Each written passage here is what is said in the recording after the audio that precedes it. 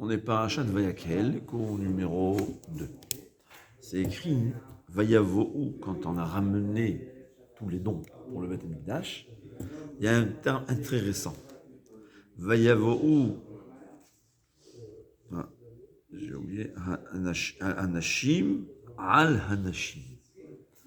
Littéralement, comment il est traduit ici, sont venus les hommes avec les femmes. Ouais. C'est quoi avec les femmes? Il leur emmène que les femmes, c'était l'important, le principal, et l'homme, secondaire. Pourquoi? C'est qui ont le plus participé pour donner tous les bijoux sans possibilité. Alors, dit le Midrash, parce qu'elles ont donné leurs propres bijoux. Et comme la Torah nous enseigne, une femme est très attachée à ses bijoux. Et elles ont donné les bijoux auxquels elles étaient attachées. Alors que les hommes, ils ont peut-être donné... Bon, c'est vrai qu'un homme aussi est attaché à tous ses biens. Mais il est moins attaché à ses biens que ce qu'une femme est attachée à ses bijoux. Ouais. Comme la Gemara a dit. Comme le pasuk dans Jérémie, il dit qu'une femme n'oublie pas. C'est l'exemple qu'Hachem il dit que même Hachem il dit une femme ne peut jamais oublier son bébé, une jeune femme qui ne n'oubliera jamais les bijoux de son mariage. Ouais, c'est vrai. L'alliance, c'est... Et Hachem il dit même si elle a oublié, moi je ne t'oublierai pas. Il ne verra jamais à Israël. Et donc qu'est-ce qu'on voit d'ici? Sur Romanie. Il y a deux personnes. Ouais. Une femme a donné peut-être une bague qui fait 10 grammes d'argent. Et son mari a donné une pièce d'or qui fait 50 grammes d'argent. Ou d'or. Ouais. Qu'est-ce qui est plus important aux yeux d'Hachem? La femme, pourquoi? Parce qu'elle a fait un effort. Quand quelqu'un il donne ce à quoi il est attaché pour Hachem, il montre que Hachem, c'est au-dessus de soi-même. D'ailleurs, même l'argent en général, faire un don d'argent, la Daniel explique pourquoi c'est tellement une grande mitzvah. Parce qu'au fait, un homme, il s'investit pour cet argent. Ouais. Quand il est gagné au loto, c'est différent. Mais en général, l'argent qu'on a, on l'a investi corps et âme. Ouais. Il y a même qui font des avérotes pour ça. C'est pas bien, je dis c'est tellement. Mais on s'investit corps et âme. Donc quand je donne de l'argent à la tzedaka ou à une mitzvah, j'ai donné de mon corps et de mon âme que j'ai investi dans cet argent. C'est pour ça que c'est une mitzvah tellement importante. Et c'est vrai, ça dépend de l'effort qu'un homme y fait. C'est ce qu'on va se dire, à acte égal, quelle valeur ça a? Il y avait, on peut raconter même une histoire que j'ai vue une fois. Il y avait, Shalom, il y avait à Kelem, le Mashgiach Reb Nochum, il s'appelait. Je ne me rappelle pas des noms. C'était le Mashgiach de Kelem, c'était la yeshiva dans laquelle, du Chafetz Chaim, dans laquelle il y avait tous les grands de la génération quand il là. Et là-bas, le grand tzaddik, c'était le Mashgiach. Le Mashgiach, c'est celui qui est responsable de la morale. Il rêve que son fils, il veut rentrer au Gan Eden, il y avait un cours, on ne le laisse pas rentrer. Jusqu'à qu'elle dit, mais mon fils, c'est elle, je ne m'en rappelle pas son nom. Elle dit, tu es le père de celui-là, tu peux rentrer. Le lendemain matin, il s'en va chez son fils, il dit, dis-moi, qu'est-ce qu'il fait? Je sais pas, il dit, il a rendu ça, il dit, il y a quelque chose, dévoile-moi, je te donne, je suis le père. Il m'a dit, j'avais une nouvelle paire de bottes. En hiver, en Europe, moins 20, moins 30 dehors. Quand tu achètes une nouvelle paire de bottes. Hein? Dans le froid. Et il a vu quelqu'un de pauvre qui n'avait rien. Je lui ai donné mes chaussures, ses bottes, cette nouvelle paire de bottes, pour que lui, il ait. Moi, j'ai les anciennes bottes. Moi, j'ai bon rachat une maison. Alors, c'est vrai que quand on va aller de la maison au Beth Midrash, on va avoir un peu froid. Mais lui, le pauvre, il a encore plus besoin que moi. Je lui ai donné mes bottes. Et je comprends. C'est d'accord. Quelqu'un qui a donné de l'argent, c'est pas sympa. Mais quand tu donnes tes propres bottes, tu restes sans rien. Tu donnes aux autres, tu t'es donné de toi-même. Ça ouvre les portes. Des fois, un homme, comme c'est le Rambam dit, il y a une mitzvah qui fait rentrer au Gan Eden. Ça pareil, ça fait rentrer au Gan Eden. Ça y est, tu as ouvert les portes.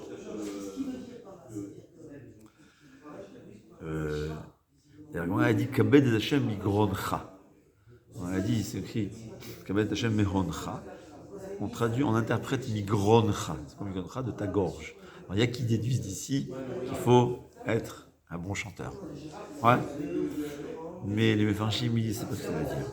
C'est vrai que si on a une belle voix et on peut, avec ça, la force de la musique, c'est pas attirer beaucoup de gens vers la Torah. Mais grandcha, hein, ce que tu vas manger. Hein, tu as des fois ta part de poulet. Il y avait des rabbinim, je me rappelle, je crois qu'on raconte ça, j'ai entendu sur Rav Shimon de Piton. Il était à Marseille, il est décédé 35 ans, c'était un grand sadique, un grand amétra. Une fois, on est venu, c'était le Rav, on est venu, il y a une fois, il est venu avec le poulet, je sais pas quoi, il montrait, c'était tarif. Et les familles se retrouvent sans rien. On raconte beaucoup d'histoires de Gdolé Israël, qu'eux-mêmes, ils n'étaient pas très riches. Hein. En général, les rabbins, ça va pas toujours. Comme il dit, on les paye suffisamment pour ne pas mourir de faim. Ouais. Sympathique. Et donc, le Rav, il se retrouve, lui, il n'a pas de quoi manger, puisque le poulet, il n'est pas cachère. Dans le temps, c'était en fait des shrita à la maison. Il lui a donné son propre poulet. Toi, tu as mangé. Moi, je reste sans rien. Toi, tu as. Ça, c'est des mitzvot, tu ouvres les portes. Et l'homme, il donne ce qu'il veut, ce qui est à lui, de soi-même. J'ai eu une drôle d'histoire. Il y avait Reb Shlomke Mesville, c'était un grand tzaddik en Eretz Israël, il était dans la création de l'État d'Israël. C'était quelqu'un ce qu'il disait. Il y avait une fois, quelqu'un est parti aux États-Unis, il a ramassé de l'argent pour le mariage de son fils. Ou je crois qu'il avait économisé de l'argent. Et ensuite, il s'est aperçu qu'il avait son voisin, encore plus pauvre que lui, il n'a rien. Tout ce qu'il a économisé, il lui a donné. Alors Shlomo de Dieu lui a dit, sache, ta mitzvah, elle a réparé tous tes antécédents, toutes tes générations, pas seulement toi. Tu as un tikkun shalem, ton père, ton grand-père, toutes tes générations. Le Pédouille se dit que quand quelqu'un il arrive à une shlemout, il a fait un tikkun à shalem, il n'est pas métaken seulement soi-même, il est métaken, il répare toute son ascendance. Je ne sais pas combien de générations, si c'est 10 ou 20 ou 30 ou 50, je ne sais pas. Il a dit, cet acte-là, donner ce que tu as ramassé toute ta vie, je crois que c'était quelqu'un qui a économisé. Au lieu de prendre pour toi, tu donnes à ton ami qui a plus de besoin que toi. Et pas obligé, hein. C'est un tikkun pour toi et toutes tes générations au-dessus de toi. Incroyable. Alors, il faut savoir, c'est les Bali Tchouva. Les Bali Tchouva, ils ne comprennent pas pourquoi il y a tellement de difficultés. Parce que quelqu'un, il fait teshuva, il ne répare pas seulement lui-même. Il fait rentrer son père, son grand-père, son arrière-grand-père, tous ceux qui ont un peu fauté, il les fait rentrer au Gan Eden. C'est-à-dire, lui, il ne répare pas seulement sa faute à lui. Il répare les fautes de toute son ascendance. Ce qu'il faut savoir, c'est une parenthèse. Mais c'est ça. Montrer à Hachem. Comment tu montres à Hachem? La mitzvah, elle est au-dessus de tout. Je me suis investi totalement. Ce qui est de plus important pour moi, je le donne à Hachem. C'est ce qu'il disait Rabban Kotler. C'est grâce à lui, en fait, aujourd'hui, qu'il y a la Torah aux États-Unis. Il y avait des grands rébeux qui ont fait de grandes choses, mais ils ont fait leur chassidout, c'est énorme, je dis pas. Rabban Kotler, c'est lui qui a fondé la yeshiva de l'Écoute. Et il a commencé avec 10 personnes, et aujourd'hui, je peux dire que c'est, après 70 ans, il y a des centaines de milliers de juifs qui étudient la Torah grâce à Rabban Kotler. Quand il est venu aux États-Unis, il a acheté du poisson chez le poissonnier. Il voit que le poisson est emballé avec des feuilles de Ktsot HaChoshen, des grands livres. Rabban Kotler, il a dit, mais qu'est-ce que tu fais? Il a dit, Rav, aux États-Unis, il n'y a plus de Torah, il y a l'argent. Il lui a dit, Rabban Kotler, tu verras, on va imprimer des livres comme ça aux États-Unis. Rabban Kotler, il s'est trompé, c'est encore mieux. Aujourd'hui, c'est pas seulement qu'on imprime des livres de Ktsot HaChoshen aux États-Unis, Il y a des nouveaux livres rédigés et imprimés, des nouveaux livres chaque jour. Les gens, ils ne savent pas. En Eretz Israël, aux États-Unis, on en tient encore plus. Chaque jour, il y a plusieurs livres, plusieurs nouveaux livres imprimés. Ce n'est pas seulement on imprime les anciens livres, on invente des nouveaux livres. Et le baron de Kotler, au début, les gens, il ne fallait pas. Donc, son temps, c'était quelqu'un qui aimait la Torah. C'était un des géonimes. Et il passait son temps à ramasser de l'argent. Alors, on lui a dit, mais tu n'aurais pas mieux étudier. Et il dit, c'est écrit dans la Torah, hein, tu vas aimer Hachem ve'ahavta et Hachem Elokecha, bechol levavecha, ton cœur, bechol nafshecha ou bechol meodecha. Meodecha, c'est ton argent, que tu aimes beaucoup. Meod, ouais. C'est quoi nefesh, nefshecha? Même s'il te tue. C'est quoi nefesh? Nefesh, dans la Torah, hein, on voit souvent, c'est ce qu'un homme, il veut, il aime. Donne à Hachem, aime tout ce que tu aimes le plus. Tu aimes ton nefesh. Ce que tu aimes le plus, tu le donnes à Hachem. Tu aimes tellement Hachem que tu l'aimes plus que ce que tu aimes le plus. Dis-moi, j'adore la Torah. Moi, ce que j'aime, c'est la Torah. J'aime rien d'autre. La Torah que j'aime, je le donne à Akadosh Baruch Hu pour que, comme on voit, grâce à lui, aujourd'hui, il y a un judaïsme. Il y a beaucoup de Gdolim qui sont venus. Ouais. Ils ont abandonné leur élévation spirituelle pour leur âme Israël. Ça s'appelle, tu as donné ton nefesh, ce qui est le plus important pour toi, tu le donnes pour Hachem.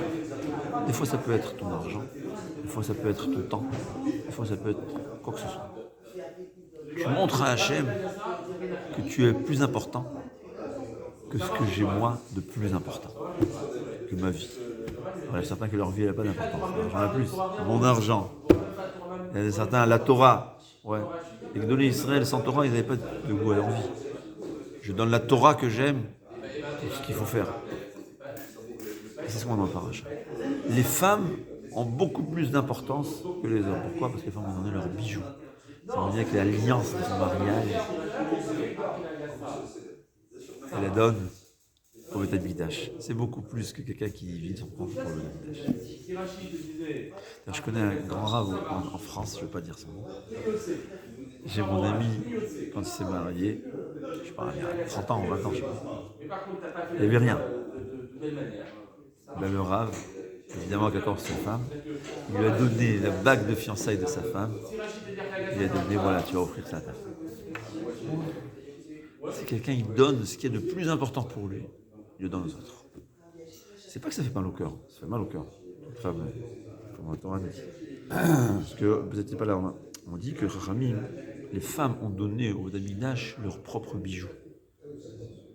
Donc c'est pour cela que Hachem, il considère ça beaucoup plus important que les dons des hommes qui ne donnaient que leur argent, ce qui n'était pas vraiment leur bijoux. C'était moins attaché à leur argent. Ils sont attachés, c'est très important. C'est ça la leçon de Paracha. Des fois, on veut donner. Mais on donne ce qu'on est en. Ce que j'ai en plus. Ouais. Ce que j'ai en plus, je donne. Bon. Il y a une histoire qui m'a beaucoup marqué, j'arrive pas à oublier. C'est Rav Shalom Shvadron que j'ai connu. C'était quelqu'un, c'est un grand tzadikim, mais bon. Dans le temps, il vivait. On ne comprend pas aujourd'hui, mais dans le temps, il y a 60 ans, il vivait très pauvre. Et il voyageait souvent pour donner des discours et tout. Il avait acheté une chemise pour Pessah. Et donc, c'était déjà 2 mois dans son armoire. Mais Ezrat Hashem, on va la mettre pour Pessah, la chemise. La veille de Pessah, il y a quelqu'un qui peut taper à la porte. Rav, j'ai rien, j'ai même pas d'habit, rien pour Pessah, j'ai besoin de quelque chose. Avshalom Shvadron est parti, il a pris cette chemise-là qu'il avait achetée il y a 2 mois, il a gardé. 2 mois peut-être j'exagère, mais enfin il l'avait achetée il y a longtemps. Il a gardé, il lui a donné. Son fils lui a demandé, papa, tu aurais pu prendre la nouvelle chemise pour toi. Tu lui donnes ton ancienne, il serait très content. Dans le temps, les gens ils étaient pauvres, tu lui donnes une chemise second hand, c'est pas de problème. Deuxième vie, il n'y a pas de problème. Il dit, viens mon fils. Il lui ouvre le Rambam. Le Rambam il dit, quand tu donnes aux pauvres, tu donnes le meilleur. Mais là, Rav Shalom il fait plus que le meilleur. Il a fait ce qu'il avait gardé, qu'il voulait. Il a donné son cœur. C'est ce que j'aime. C'est ce que le Rambam dit. On nous donne plein de mitzvot. Parce que pour acquérir le Olam Haba, des fois, il faut une mitzvah. Alors, j'ai me donne plein de mitzvot comme ça. Hein. Tôt ou tard, on fera une mitzvah qui est Beshlemut, qui est complète. C'est ce que Hachem veut. Et c'est ce que c'est pour ça qu'on est venu dans ce monde. On n'est pas venu pour manger, on n'est pas venu pour s'amuser. On est venu pour le Olam Haba. La Neshama a accepté de descendre ici seulement parce qu'elle savait qu'on peut avoir un Olam Haba. Elle a pris le risque. C'est un risque. La Neshama, elle savait qu'il y avait des risques. Mais on était prêt à prendre un risque parce qu'on veut justement pour ça.